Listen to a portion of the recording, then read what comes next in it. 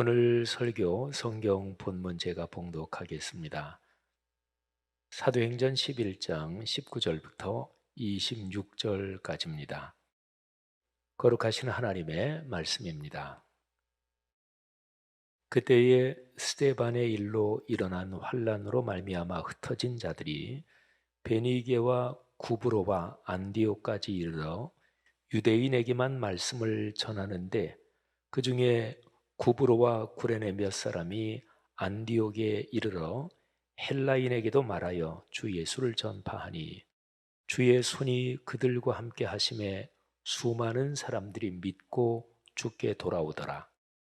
예루살렘 교회가 이 사람들의 소문을 듣고 바나바를 안디옥까지 보내니 그가 이르러 하나님의 은혜를 보고 기뻐하여 모든 사람에게 굳건한 마음으로 주와 함께 머물러 있으라 권하니 바나바는 착한 사람이요 성령과 믿음이 충만한 사람이라. 이에 큰 무리가 주께 더하여지더라.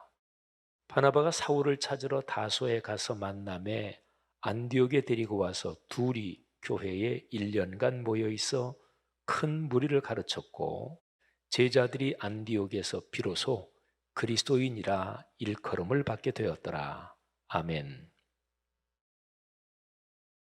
우리 기독교 신앙, 기독교 사역의 중심은 말씀이 삶으로 이어지는 것입니다. 2000년 기독교 역사에 우리 기독교 신앙의 갈래가 많습니다. 문화권이 다르고 또 역사가 흘러오면서 이런저런 여러 가지 이유 때문에 기독교 신앙에 갈래가 생기지요. 그 모든 갈래가 다 부정적인 분열은 아닙니다. 문화권이 다르면 어차피 이런저런 모습도 달라질 수 있고 그러니까요. 그런데 2000년 기독교 역사의 모든 갈래의 기독교 모임들에서 요한복음 1장 14절은 공통적으로 중요합니다. 그 내용이 말씀이 삶이 되었다는 성육신이지요.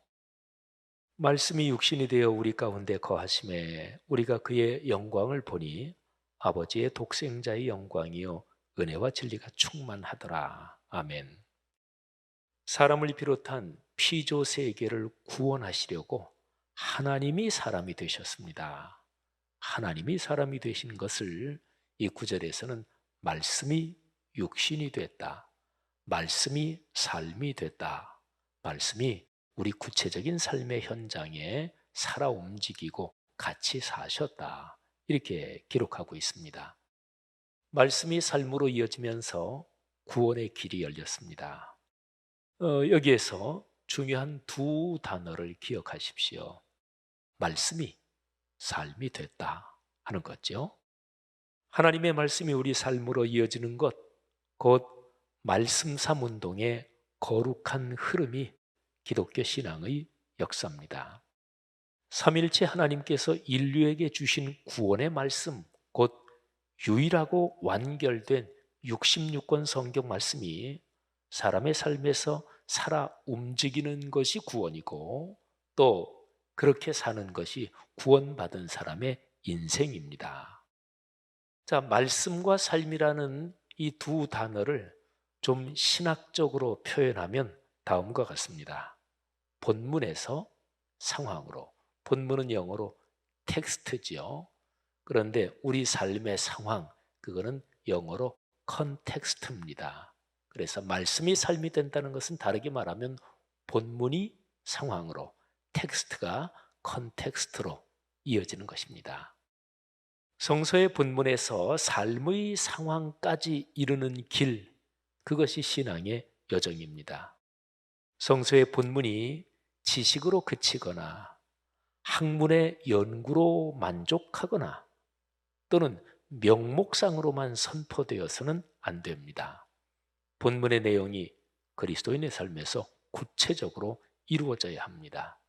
인격과 일상에서 말씀이 작동되는 거지요. 예수 그리스도께서 주신 저 위대한 명령, 마태복음 28장 20절 전반부의 내용이 바로 이 뜻을 담고 있습니다. 내가 너희에게 분부한 모든 것을 가르쳐 지키게 하라. 내가 너희에게 분부한 모든 것, 그게 말씀이잖아요. 가르쳐 지키게 하라. 그거는 삶이 그렇게 돼야 된다 하는 거니까 말씀이 삶이 되게 하라, 이런 명령이지요. 성경 말씀을 가르치고 선포하는 것이 기독교 사역의 중심입니다. 이로써 하나님의 나라가 이루어지고 확장됩니다. 그리고 이 일을 위해서 하나님이 세우신 말세의 비밀 병기가 교회고요. 교회의 모든 직분은 말씀 사역을 위해서 존재합니다. 그러니까요, 기독교 신앙 또는 교회 생활 또는 어느 교회가 참으로 교회다운가, 이 모든 것, 기독교 신앙의 중심은 언제나 이렇게 평가하면 돼요. 말씀 사역에서 멀어질수록 교회와 그리스도인 또는 기독교 신앙은 약해지는 것이고 병드는 것입니다. 더 멀어지면 타락이라고 그러죠. 교회의 말씀 사역에서 중심이 공예배의 설교입니다. 설교자는 설교가 이토록 중요하고 또 그래서 무겁고 무서운 사명이라는 것을 깊이 인식해야 합니다.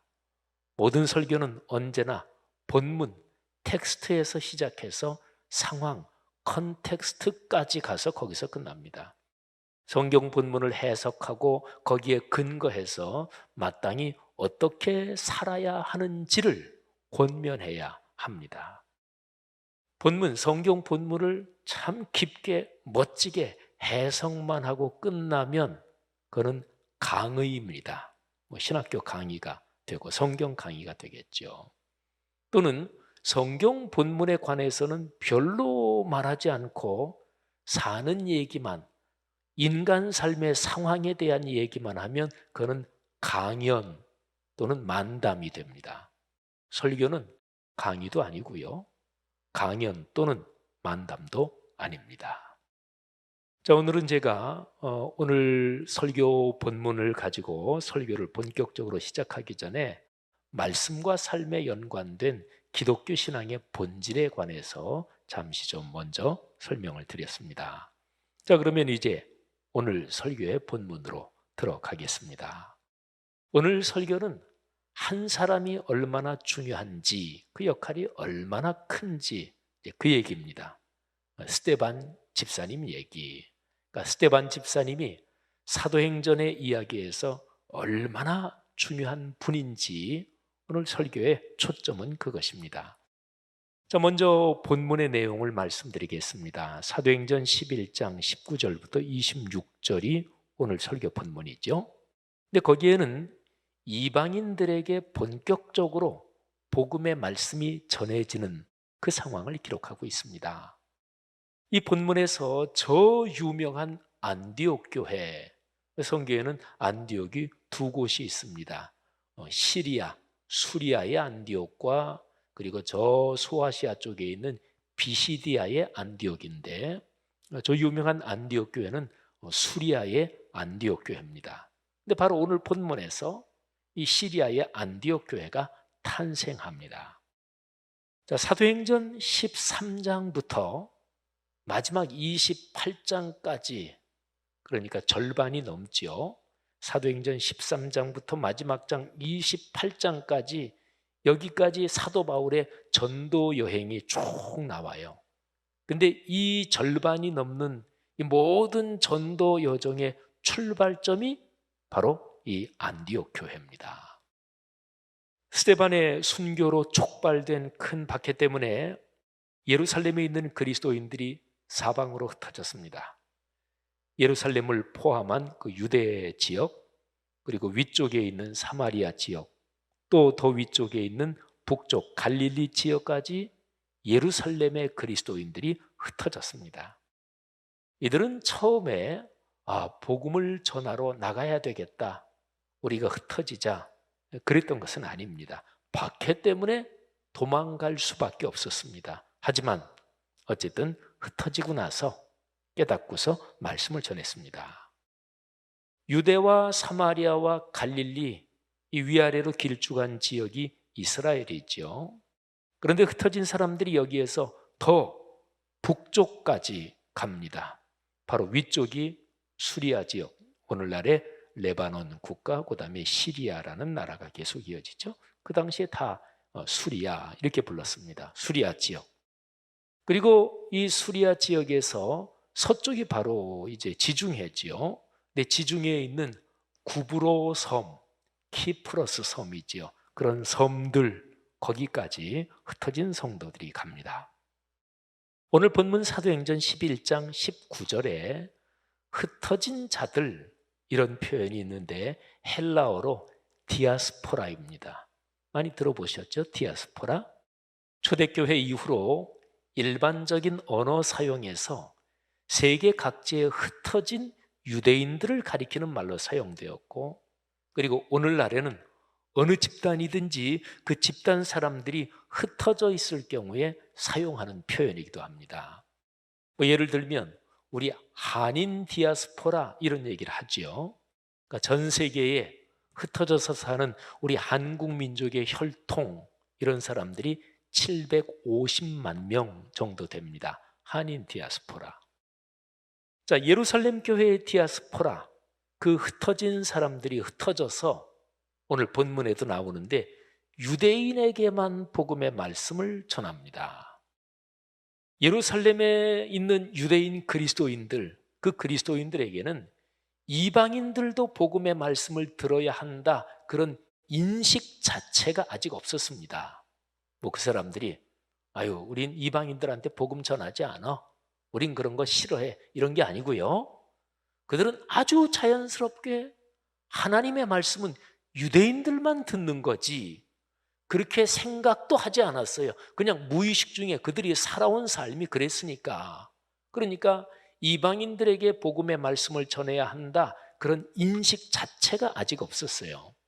그런데 그 디아스포라 중에서 구브로, 키프로스 섬 출신 사람들하고 구레네, 이거는 아프리카 대륙의 그 북쪽 해안 지방에 있는 도시예요.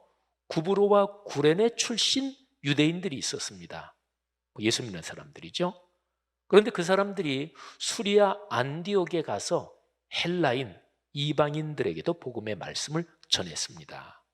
그들이 어떻게 유대인 그리스도인들 중에서 이방인들에게도 복음의 말씀을 전할 생각을 했는지 구체적인 정황은 나오지 않지만 하여간 몇몇 구브로 구레네 출신의 그 그리스도인들이 안디옥에 가서 헬라인 이방인들에게도 복음을 전했습니다. 그런데 결과가 대단했습니다. 11장 21절을 보십시오. 주의 손이 그들과 함께 하심에 수많은 사람들이 믿고 주께 돌아오더라. 아멘. 예루살렘 교회가 놀랬을 것입니다. 사도행전을 읽어보면 빌립 집사님이 사도행전 8장에서 사마리아에 가서 복음을 전했고, 그리고 그 사람들이 많이 주님을 믿게 됐을 때 예루살렘 교회가 듣고 놀랬어요. 그래서 베드로가 직접 갑니다. 그런데 여기 안디옥, 다 이방인 지역이죠. 여기에서 많은 사람들이 복음의 말씀을 듣고 예수님을 믿게 됐다, 이 소식이 예루살렘에 전해졌을 때 예루살렘 교회가 놀랐을 것입니다. 그래서 사람을 파송하는데 그분이 바로 바나바입니다. 자, 바나바가 안디옥에 내려와서 교회를 잘 돌보면서 교회가 크게 부흥합니다. 그런데 바나바는 그때 당시에 다소에 내려가 있는, 그러니까 사울이라는 청년의 회심 사건이 사도행전 9장에 나오지요. 근데 사울이 회심하고 예루살렘에 잠깐 올라왔다가 이미 믿은, 예수 믿는 사람들이 좀 사울을 의심했어요. 저거 또 저러다가 우리 잡아 죽이려는 거 아닌가, 좀 관계가 좀 서먹서먹했고, 그래서 이 사울, 나중에 바울이라는 이름을 쓰는 이 사울이 자기 고향 다소에 내려가 있었는데 이 바나바가 그 다소까지 갑니다. 여러분, 수리아 안디옥에서 다소까지 꽤 멉니다. 거기가. 그러니까 수리아 안디옥은 오늘날 이스라엘에서 그 위쪽으로 조금 더 올라가는 곳이고, 그리고 다소는 저 터키 지역입니다. 예전에 코로나 훨씬 전에 성지순례 갔을 때 사도 바울의 고향 다소에 잠깐 들렀던 기억이 납니다. 하여튼 다소에 가서 그리고 이 사울을 데리고 옵니다. 그래서 둘이 열심히 안디옥 교회를 섬깁니다. 그렇게 1년의 시간이 흘렀습니다. 그리고 이 안디옥에서 예수 믿는 사람들을, 예수 안 믿는 다른 사람들이 저기 그리스도인들이 있다, 그리스도인이라고 처음 불렸다. 참 유명한 기록이죠. 그 정확한 정황은 확실하지는 않습니다. 어떤 학자들은 그것은 조롱조의 말이었다. 아이고 저 예수쟁이들 좀 봐. 뭐 이런 조롱조의 말이었다. 뭐 이렇게 보는 사람도 있고, 아니면은 이들이 예수님을 믿고 삶이 변하니까, 일상과 인격이 변하니까 주변 사람들이 야, 그리스도인들이야. 진짜 저 사람들이 믿는 그리스도를 진짜 따르는 사람들이야. 뭐 이렇게 해서 생겨났다고 보는 학자들도 있어요. 근데 이러나 다 감동적입니다. 아무튼요. 그런데 사도행전 11장 19절, 여기 아주 중요한 표현이 있습니다. 저는 오늘 설교에서 이 표현을 주목하며 묵상하려 합니다. 자, 11장 19절. 그때에 스데반의 일로 일어난 환난으로 말미암아 흩어진 자들이, 자, 흩어진 자들, 그거는 이제 설명을 드렸죠. 디아스포라지요. 그런데 그 사람들은 어떻게 해서 디아스포라가 됐나? 스데반의 일로 일어난 환난으로 말미암아 그들은 디아스포라가 됐습니다. 흩어졌습니다. 간단하게 줄이면 스데반 집사님의 순교죠. 스데반의 순교 때문에 디아스포라가 생겼단 말이에요. 한번 조금만 생각해 보세요. 한번 머릿속으로 그림을 그려보세요. 스데반이 순교를 당했고 그것 때문에 사람들이 흩어지게 됐습니다. 그리고 우리가 아는 대로 복음이 확장되게 됐습니다. 스데반의 순교 중요하지요. 얼른 머리에 떠오르지요. 스데반의 순교는 사도행전 전체를 이끌어가는 아주 중요한 사건입니다. 자, 이 사건이 얼마나 중요한지 그 맥락을 한번 이제 보겠습니다. 스데반의 순교 사건이 사도행전 7장 전체에 신문받고 뭐 그러다가 7장 마지막 부분에 돌에 맞아 죽고, 그리고 8장 처음에 보면 스데반 집사님이 돌에 맞아서 완명히 운명하고 그리고 그것 때문에 흩어지는 장면이 나옵니다. 자, 7장 58절부터 8장 4절까지를 한번 들어보십시오. 성 밖으로 내치고 돌로 칠세, 증인들이 옷을 벗어 사울이라 하는 청년의 발 앞에 두니라. 그들이 돌로 스데반을 치니 스데반이 부르짖어 이르되 주 예수여 내 영혼을 받으시옵소서 하고 무릎을 꿇고 크게 불러 이르되 주여 이 죄를 그들에게 돌리지 마옵소서, 이 말을 하고 자니라. 사울은 그가 죽임당함을 마땅히 여기더라. 그날에 예루살렘에 있는 교회에 큰 박해가 있어 사도 외에는 다 유대와 사마리아 모든 땅으로 흩어지니라. 경건한 사람들이 스데반을 장사하고 위하여 크게 울더라. 사울이 교회를 잔멸할세 각 집에 들어가 남녀를 끌어다가 옥에 넘기니라. 그 흩어진 사람들이, 유명한 표현이 나오죠. 그 흩어진 사람들이 두루 다니며 복음의 말씀을 전할세 빌립이 사마리아 성에 내려가 그리스도를 백성에게 전파하니. 아멘. 여러분, 이 본문 상황에서 사울, 곧 바울이라는 청년이 아주 중요하게 등장하는 것을 주목하십시오. 조금 있다가 사울과 연관해서 설명을 드릴 거예요. 그리고 8장 4절에 나오는 그 흩어진 사람들, 한글 번역으로 그 흩어진 사람들, 이 표현은요, 오늘 설교 본문 11장 19절에 나오는 표현 흩어진 자들, 이 표현하고 한글 번역으로는 조금 다르죠. 그 흩어진 사람들, 11장에서는 흩어진 자들, 조금 다른데 뭐 내용은 똑같지만, 그런데 이 두 가지 표현이 헬라어 원문으로는 글자 하나도 틀리지 않고 정확하게 같습니다. 나중에 성경을 다시 번역할 때는 두 곳 8장 4절하고 11장 19절에 이거를 한글 번역도 똑같이 해야 좋을 것입니다. 자, 아무튼 스데반 집사님의 순교 사건 이후에 13장까지 이어지는 모든 내용은 그 내용 전체가 이 순교 사건에 직접적으로 걸려 있습니다. 자, 볼까요? 순교 직후에 일어난 디아스포라 현상, 바로 8장 5절부터 빌립 집사님이 활동하기 시작해요. 그래서 8장 전체는 빌립 집사님 전도하는 내용이신데 사마리아의 복음을 전하고, 그리고 그 당시에 땅 끝이라고 여겨졌던 아프리카 내륙으로 쭉 들어가서 에티오피아 그 나라의 고관에게 전도합니다. 8장 전체. 그리고 9장으로 넘어갑니다. 9장에는 저 유명한 사울의 회심 얘기예요. 아까 스데반 집사님의 순교 장면에 사울이 있었던 거 기억하시죠? 그러니까 9장 내용 전체 사울의 회심 이야기. 그러니까 사울의 회심은 스데반의 순교에서 맺힌 열매입니다. 자, 사울의 회심 얘기 끝나고 9장 32절부터 9장과 나머지 부분하고, 그리고 10장하고, 그리고 11장, 정확하게는 18절까지. 오늘 설교 본문이 11장 19절부터예요. 그러니까 오늘 설교 본문 바로 앞에 11장 18절까지, 여기 전체는 베드로의 전도 활동 이야기입니다. 그런데 베드로가 사방으로 두루 다니며 전도하게 된 것도 디아스포라 현상하고 연관이 있어요. 그리고 특별히 10장 11장 두 장 거의 전체에 이방인 백부장 고넬료의 가정 가문이 복음의 말씀을 받고 성령을 체험하는 내용이 거기 나오지요. 상당히 길게. 그러니까 여러분 보세요.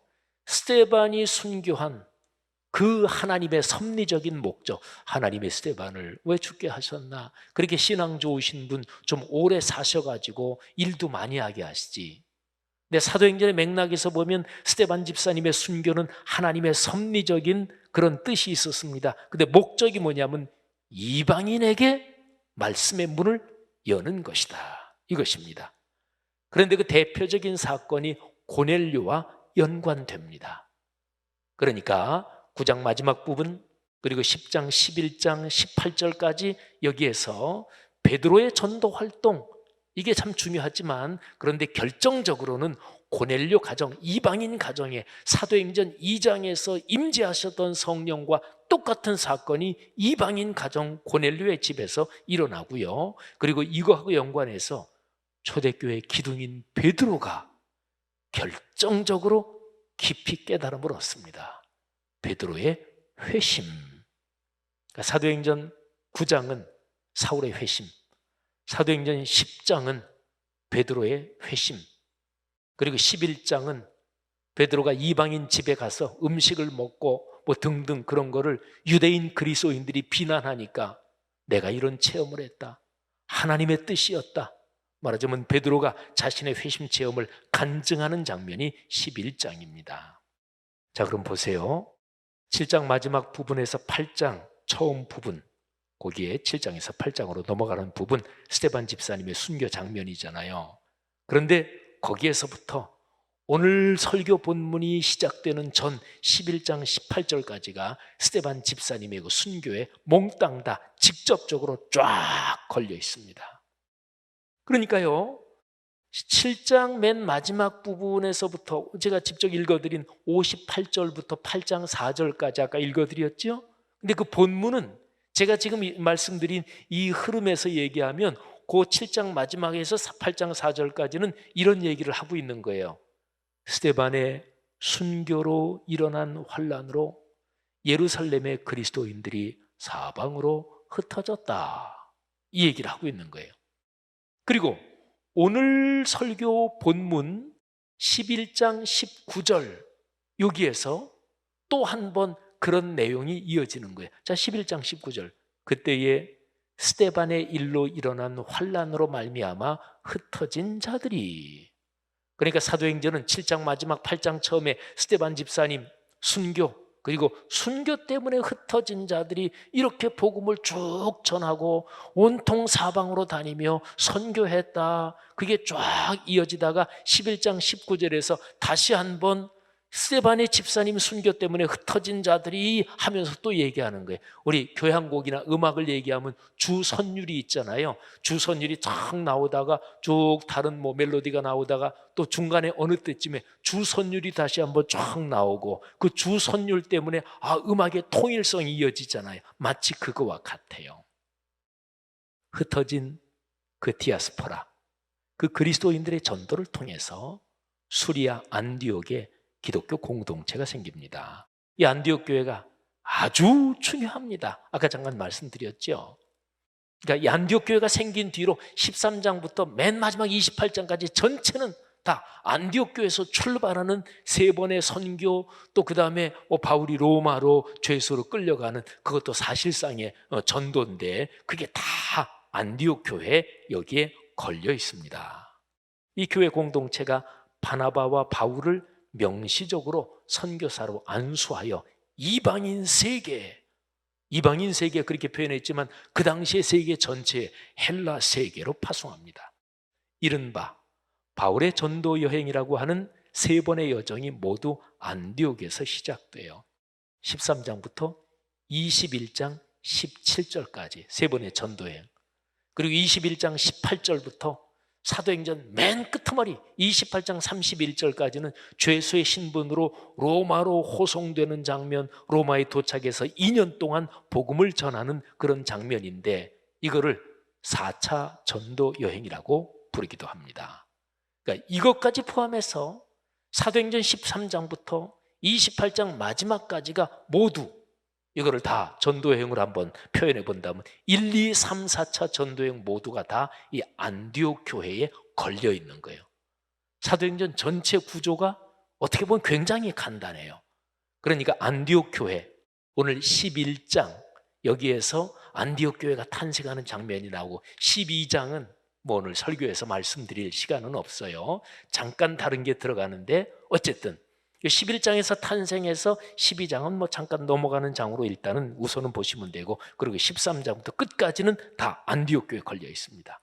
그러니까 안디옥 교회는 스데반 집사님이 순교하신 그 순교의 열매입니다. 맥락으로 보면 그래요. 여러분, 그러면 사도행전 전체 구조를 이렇게 말씀드릴 수가 있어요. 사도행전 1장 1절부터 6장 7절까지, 우리 교회 성도님들은 6장 1절부터 7절은 꽤나 아마 익숙하시리라고 제가 생각하는데 지금 다시 설명드릴 시간은 없고, 다만 담임 목사님은 익숙하리라고 그러는데 난 전혀 생소한데, 그런 분들은 깊이 반성하시면 되겠어요. 6장 1절부터 7절 예루살렘 교회 갈등이 일어나고 그것 때문에 등등 그런 거죠. 6장 7절은 우리 교회 중심 성경 구절이잖아요. 하나님의 말씀이 점점 왕성하여. 아무튼 6장 1절부터 6장 7절까지 여기가 예루살렘 교회 얘기입니다. 그리고 스데반 집사님의 순교 사건이 바로 그 뒤로 이어집니다. 그리고 나서는 스데반 집사님의 순교, 그것 때문에 흩어진 사람들이 온통 나가서 복음을 전하고, 그리고 11장 19절에서 다시 한번 스데반 집사님의 순교로 흩어진 사람들이 이 주선율이 한 번 더 나오면서, 그러면서 28장 끝까지 강력하게 복음 전도가 진행되는 거예요. 그러니까 사도행전 전체는 스데반 집사님의 순교가 경첩과 같습니다. 우리 순한글로 돌적귀, 문이 이렇게 있어, 문이 이렇게 돌잖아요. 그러면 도는 그 축에 달린 그거를 경첩이라 그러죠. 스데반 집사님의 순교, 이게 중심에 있고, 앞부분이 예루살렘 교회 이야기. 예루살렘 교회는 유대인들 지역이잖아요. 유대인들에게 복음이 전도된 이야기. 그리고 스데반 집사님의 순교 이후에는 헬라 세계, 유대인이 아닌 모든 사람들, 헬라인, 이방인, 온 세계를 향해서 복음이 전도되는 바로 그런 구조를 가지고 있습니다. 여러분, 우리는 지금까지 스데반 집사님의 순교가 초대교회 역사에서 얼마나 중요한지를 봤습니다. 자, 이걸 가만히 생각하면서 요한복음 12장 24절에 있는 예수님의 말씀이 생각났어요. 내가 진실로 진실로 너희에게 이르노니 한 알의 밀이 땅에 떨어져 죽지 아니하면 한 알 그대로 있고 죽으면 많은 열매를 맺느니라. 아멘. 자, 이 말씀은 예수님께서 십자가를 지시고 죽음을 당하실 그 사건, 그리고 사흘 만에 부활하시는 그 십자가 사건을 통해서 일어날 일을 말씀하고 있는 거예요. 그러나 예수님을 닮은 사람 스데반에게도 이 구절은 아주 멋지게 해당됩니다. 순교를 당하는 마지막 순간에 스데반은 예수님처럼 두 가지 기도를 드렸습니다. 자기를 돌로 치는 사람을 용서해달라는 기도, 그리고 자기 영혼을 받아달라는 기도입니다. 예수님의 십자가 사건이 초대교회의 원동력이었고, 예수님을 닮은 사람 스데반의 순교는 초대교회 역사의 추동력이었습니다. 성도 여러분, 이런 스데반이니까 예수 그리스도께서 스데반을 얼마나 사랑하셨을까요? 사도행전 7장 56절을 잠깐 묵상할 필요가 있습니다. 스데반이 돌에 맞고 죽어가고 있는 상황에서 예수 그리스도께서 하나님 보좌 우편에 앉아 계실 수가 없었습니다. 일어서 계셨습니다. 스데반이 주 예수께서 하나님 보좌 우편에 서서 계신 것을 내가 지금 본다, 이렇게 말한 구절이 사도행전 7장 56절입니다.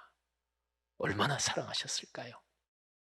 사랑하시는 여러분, 우리 자신을 성찰합시다. 나의 어떤 행동 또는 헌신으로 아름다운 열매가 맺힌 일이 무엇이었습니까?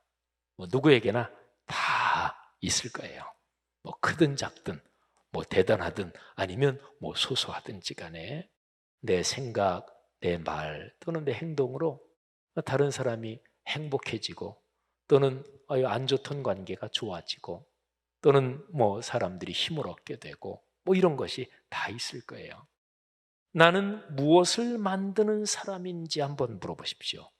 갈등을 만드나요? 아니면 화해를 만드나요? 싸움인가요? 평화인가요? 예수님께서 산상설교에서 말씀하시기를 평화를 만드는 사람, 피스메이커가 하나님의 자녀로 불린다고 말씀하셨습니다. 우리가 살아가는 삶의 여정에서 우리의 생각과 말과 행동이 아름다운 열매를 맺기를 간절히 바라고 그렇게 축복합니다. 우리의 삶을 통해서 화해, 배려, 소통, 돌봄, 사랑, 또는 용기, 희망, 치유, 이런 아름답고 선한 열매가 넉넉하도록 그렇게 헌신하며 살아가시기를 권면합니다. 사람은 누구에게나 자신의 십자가가 있습니다. 이제 살다 보면 지치고 힘들 때면 내가 해야 될 일이 너무 버겁다, 어디 좀 도망가고 싶다, 한 달 정도만 딱 도망갔으면 좋겠다, 그런 생각이 누구에게나 다 살다 보면 있겠지만, 그런데 내가 지고 가야 될 나의 십자가를 감사하는 마음으로 지고 갈 때, 그때에 우리의 삶에 그런 아름다운 열매가 맺힙니다. 그런 삶을 갈망하고 희망하며 또 그렇게 헌신하는 모든 사람에게 주님의 복이 가정 가문 대대로 예수님 재림하실 때까지 넘칠 것입니다. 그런 복 다 받으시는 우리 성도님들 되시기를 주님의 이름으로 축복합니다.